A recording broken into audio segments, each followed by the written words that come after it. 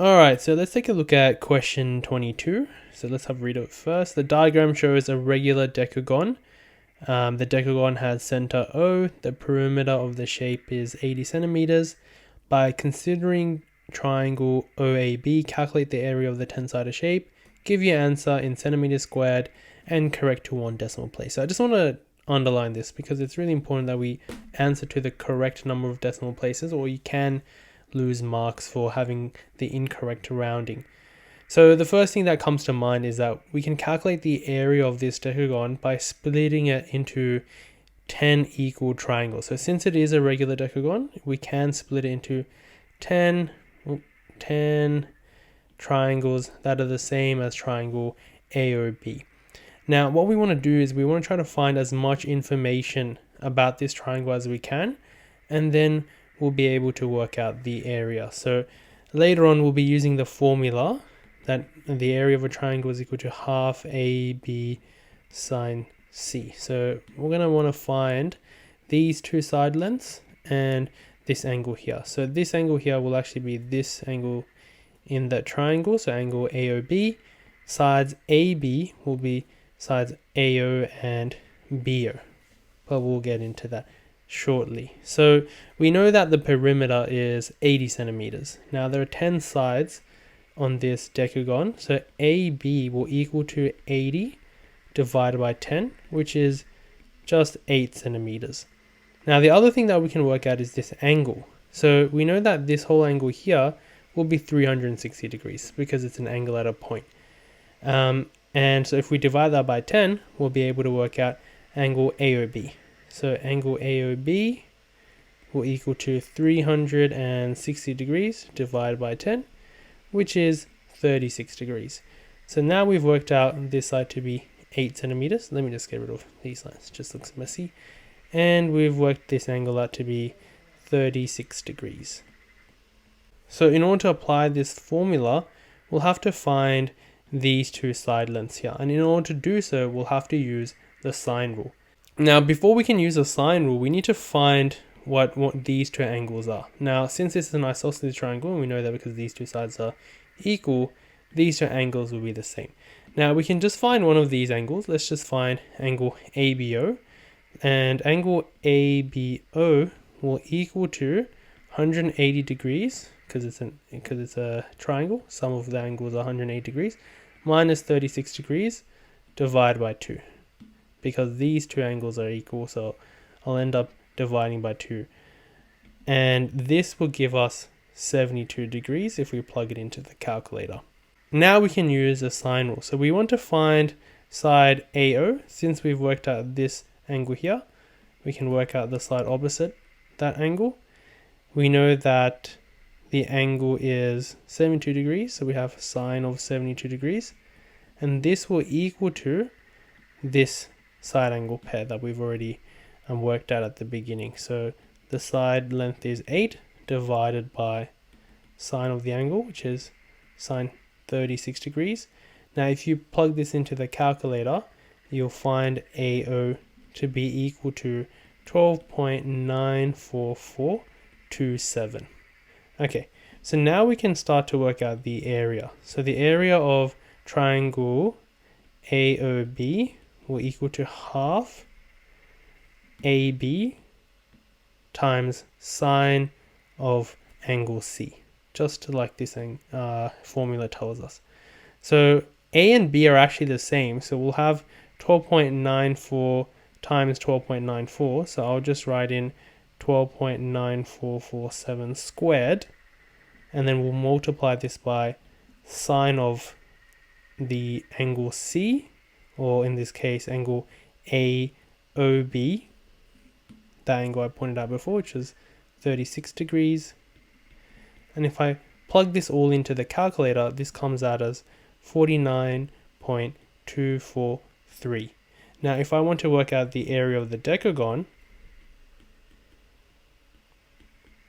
this will just be that triangle, the area of this triangle, multiplied by 10, because as we saw earlier, the decagon can be divided into 10 equal triangles, the same as triangle AOB. So we'll have 49.243 multiplied by 10, and we'll round this to 1 decimal place, which comes out to be 492.4 centimeters squared, and I'll indicate that this is to 1 decimal place, and that's the answer to this question.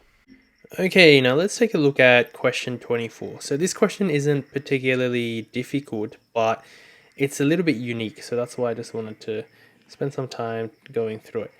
Okay, so the circle blah blah is reflected in the x-axis. Sketch the reflected circle showing the coordinates of the center and the radius.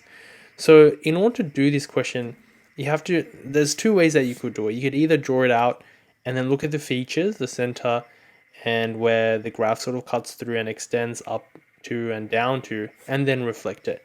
Or the other way is to first algebraically manipulate this circle such that it's a circle that's been reflected about the x-axis, and then to go about sketching and finding the center and radius. So that second option that I just mentioned is a little bit easier, so that's the option that we're going to use. So in order to actually reflect a graph about the x-axis, what we do is we actually replace the y's in the graph, so in the equation, with minus y. So essentially what this does is it multiplies all the y values by minus 1, and that's what allows it to be reflected in the x-axis.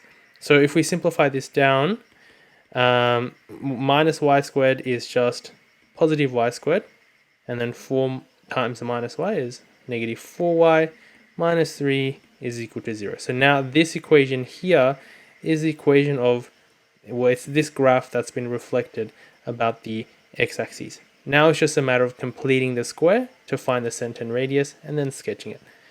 Okay, so if we complete the square, this turns out as x minus 3 whole squared minus 9. So this component here turns into this. And then this component here, if we complete the square, will turn out as y minus 2 whole squared minus 4. And then we have that minus 3 on the end there. Okay, so let me group these whole squared components together. Okay. And now minus 9 minus 4 minus 3 is equal to negative 16. And if I take that to the right hand side, it'd be positive 16. So all of this will equal to positive 16. And from here, we can see what the center will be. It will just be 3, 2. And the radius will just be the square root of 16, which is just 4. Okay, so now we're ready to sketch this circle. So I'll quickly draw up the axes.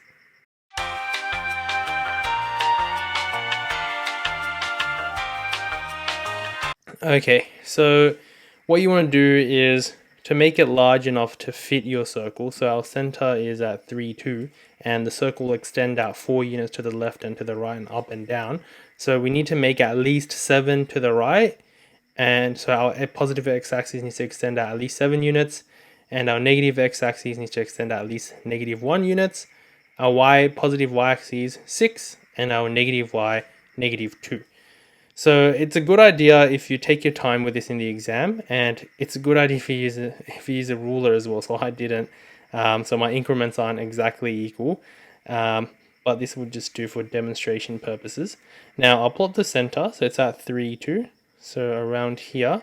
Now the radius is 4 like I mentioned, so I'll extend out to negative 1 there, and we'll extend out 4 units to the right, so about there, and then you'll extend out 4 units up as well, so 1, 2, 3, 4, so around here, and then 4 units down as well, so down to negative 2. Okay, so it's not really a perfect circle, but I'll use the magic of the iPad to give me a decent graph. Okay, that's actually far from perfect, but it will roughly look something like this. So let me just get rid of that. So the center will be 3, 2, and the radius, well, I've written it up here as 4. So that's the answer to this question. Now, it's a good idea if you use a ruler like I mentioned, because you could see that my graph didn't really pass through my points. And you can set the increments to be, each increment to be 2 units, so you don't need to draw it massively big, but it's a good idea to draw your graph at least 1/3 of the page. Okay, now let's take a look at question 25. So these sorts of questions are really typical. You'll find them in basically every trial paper, every past HSC exam, and they're usually worth a lot of marks. So if you have a good idea on how to do these, you can score some easy marks. So let's have a read of this question. A landscape gardener wants to build a garden bed in the shape of a rectangle attached to a quarter circle. Let x and y be the dimensions of the rectangle in meters, as shown in the diagram. The garden bed is required to have an area of 36 meters squared and to have a perimeter which is as small as possible. Let P be the perimeter of the garden bed.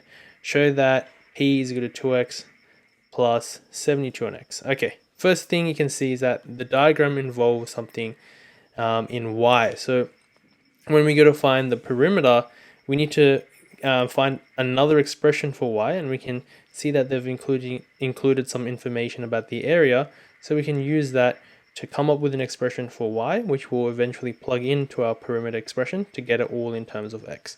So let's get started just with our very basic perimeter expression. Now, if you have a look at the shape that we've been given, this side will be y, this side length will be x, but won't be actually counted as part of our perimeter since it's on the inside, of course. And now since this is a quarter of a circle, these two components are the radii, which means that this component will be x. Now we also need to find this arc length here, which is just a quarter of the circumference. So let's go and actually work that on the slide here, first of all. So the arc length will be given by a quarter times 2 pi r, which is just x, and this will simplify to pi x on 2. So the perimeter will have x plus y plus y, so that's these three sides, and then plus x, which is this little part here, and then plus the arc length, which is pi x on 2. Now let's just simplify this down a little bit. We have 2x plus 2y plus pi x on 2.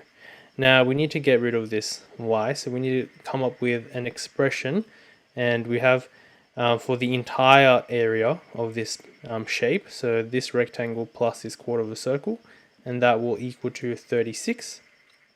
So let's calculate that. We have the area of the triangle, which is given by xy, plus the area of this quarter circle, which will be given by a quarter times pi times r squared, which in this case is x, so x squared, and this will equal to 36. Now let's rearrange for y. So we have xy is equal to 36 minus a quarter pi x squared, and then I can find y just by dividing each of these components by x, so 36 on x, minus, now if I divide pi x squared by x, I'll just be left with x, so pi x, and I'll just rewrite that as on 4. Now I'll sub this into my perimeter expression, and since this is a show that question, I want to be quite explicit with what I'm doing, so I'll replace the y with that expression that I have just found, pi x on 4, okay, and then I have my plus pi x on 2.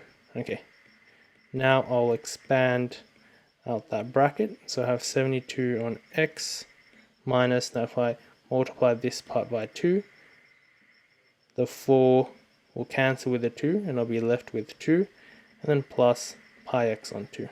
Okay, now you can see that these two components will cancel out, as one's a negative, one's a positive, and I'll be left with P, the perimeter, is equal to 2x plus 72 on x as required.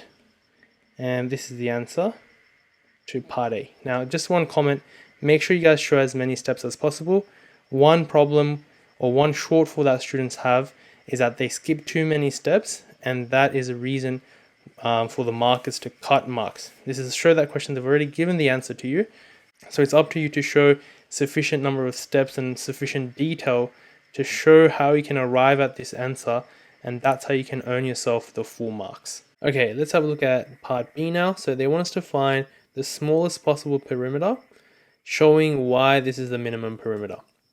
So they want us to then, for the second part, find the second derivative, or at least show using a table that it's actually the minimum turning point. Now you should be doing this for all of these sorts of questions anyway. If you look in past papers, there's almost always a mark allocated towards showing that it's a minimum or a maximum using the second derivative or the table method. So let's start off by writing in our perimeter expression, which was 2x plus 72 on x. Now we want to take the first derivative of this, so dp on dx. Derivative of 2x is just 2, and then derivative of 72 on x is just negative 72 on x squared. Now we want to solve dp on dx for 0, for min slash max. So that means we'll be solving 2 minus 72 on x squared is equal to 0. Now from here, if you actually solve this out, x squared would be 36 and x will be equal to plus minus 6. But we're only going to take the positive version because x is a length here and needs to be something positive. Okay, so I'm actually going to use a second derivative method rather than the table method, just because it's a little bit quicker in this case. So d squared p on dx squared is going to equal 2. So the derivative of 2 is just 0. If I take the derivative of negative 72 on x squared, that's going to give me 144 on x cubed. Now, when x is equal to 6, d squared p on dx squared is going to equal to 144 on 6 cubed. And if I plug this into the calculator, this comes out as 2 on 3, which is bigger than 0, so therefore it's actually a minimum. Okay, so now I know that my minimum perimeter occurs when x is equal to 6. So if I just plug that in, I'll be able to find the minimum perimeter. So my perimeter expression was 2x, so 2 times 6 plus 72 on 6. And if I plug this into the calculator, I get 24 meters, and this is the answer to this question.